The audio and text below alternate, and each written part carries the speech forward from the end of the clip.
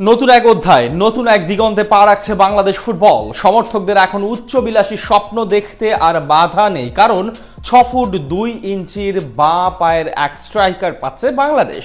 তিনি যেমন পায়ে জাদু দেখাতে পারেন, তেমনি মাথা দিয়ে গোল করতেও সমানভাবে পারদর্শী। বারমুডা জাতীয় দলের এই খেলোয়াড় ইতিমধ্যেই জন্ম নিবন্ধন আর ডুয়াল সিটিজেনশিপ সহ সব নথি জমা দিয়েছেন বাফুফেতে। সব কিছু ঠিকঠাক থাকলে অক্টোবরে হংকংয়ের বিপক্ষে তাকে পাবে হামজা সমিত সোমরা।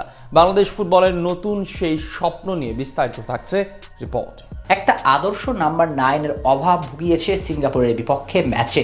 হামজা সমিত সোমরা বারবার সুযোগ তৈরি করে দিলেও বক্সের মাঝে ব্যর্থ ছিলেন রাকিব। হওয়াটাই তো স্বাভাবিক, কারণ রাকিব তো আর সেন্ট্রাল ফরওয়ার্ড নন, উইঙ্গার। এক প্রকার বাধ্য হয়ে হ্যাভিয়ের ক্যাবরেরা বসুন্ধরা কিংসের উইঙ্গার রাকিবকে সেন্ট্রালে খেলিয়েছেন। মদ্দা কথা, নাম্বার 9-এর অভাব সিঙ্গাপুরের বিপক্ষে জয়ের স্বপ্ন ভেস্তে গিয়েছে বাংলাদেশের। তবে শেষ হয়ে যায়নি এশিয়া কাপ খেলার সুযোগ, বরং এশিয়া কাপ খেলার স্বপ্নের বিনশিতর মালা এখন জোরালোভাবে বোনাই যায়। কারণ যে নাম্বার 9-এর অভাবে দীর্ঘদিন যাবৎ ভুগছে বাংলাদেশ, আশার বাতিঘর হয়ে আসছেন জায়ান হাকিম। তিনি এখন বাংলাদেশ ফুটবল মহলের আলোচনার কেন্দ্রবিন্দুতে।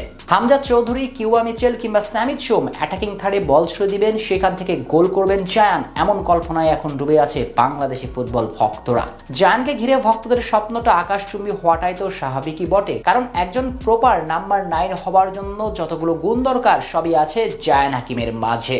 উচ্চতায় যেমন 6 ফুট 2 ইঞ্চি, যা তাকে বক্সের মাঝে দুর্দান্ত সব গোল করতে সহায়তা করে, ঠিক তেমনই জায়ান দেখাতে পারেন পায়ের জাদু। সর্বশেষ মৌসুমে এই ফরওয়ার্ড ইংল্যান্ডের অষ্টম স্তরের একটা ক্লাবের হয়ে করেছেন 18টি গোল, অর্থাৎ সংখ্যাতত্ত্বের হিসেব বলে দেয় বক্সের মাঝে তার দক্ষতা। বাংলাদেশ জাতীয় দলের দীর্ঘদিনের নাম্বার 9-এর সংকটে তিনি হতে পারেন কাঙ্ক্ষিত সমাধান। আরো চমকপ্রদ তথ্য হচ্ছে, জায়ান হাকিম ফিফা র্যাঙ্কিংয়ে 168 নম্বরে থাকা বারমুডা জাতীয় দলের হয়ে ইতিমধ্যে খেলেছেন একটি ম্যাচ। তবে আছে প্রশ্ন, জায়ান হাকিমের সঙ্গে বাংলাদেশের সম্পর্কটা মূলত কি? এই প্রশ্নের উত্তর হচ্ছে, জায়ানের বাবা মূলত একজন অ্যান্টিগান, মা স্প্যানিশ, কিন্তু জায়ান হাকিমের নানার বাড়ি নোয়াখালীতে, অর্থাৎ দাদুর বাড়ির দিক থেকে জায়ান বাংলাদেশের সঙ্গে নিবিড়ভাবে সম্পর্কে যুক্ত। তাই বাংলাদেশের জার্সি গায়ে জড়াতে নেই কোনো সমস্যা, শুধু সারাতে হবে সব রকমের প্রক্রিয়া। সে লক্ষ্যে এগিয়ে যাচ্ছে বাফুফে, সঙ্গ দিচ্ছেন জায়ান। কেননা সর্বশেষ আপডেট অনুযায়ী ইতিমধ্যে বাফুফেতে জায়ান জন্ম নিবন্ধন ও ডুয়েল সিটিজেনশিপ সহ সব নথি জমা দিয়েছেন। অর্থাৎ সবকিছু ঠিকঠাক থাকলে আগামী অক্টোবরের উইন্ডোতে বাংলাদেশের জার্সিতে মাঠ নেওয়ার সম্ভাবনাই প্রবল।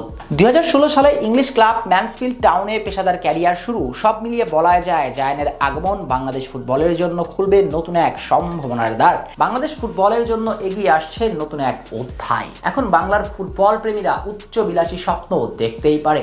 সেই স্বপ্নের নামটা কি তবে বিশ্বকাপ? কে জানে। শেখ শ্রাবণ অনিক, সিটি নিউজ।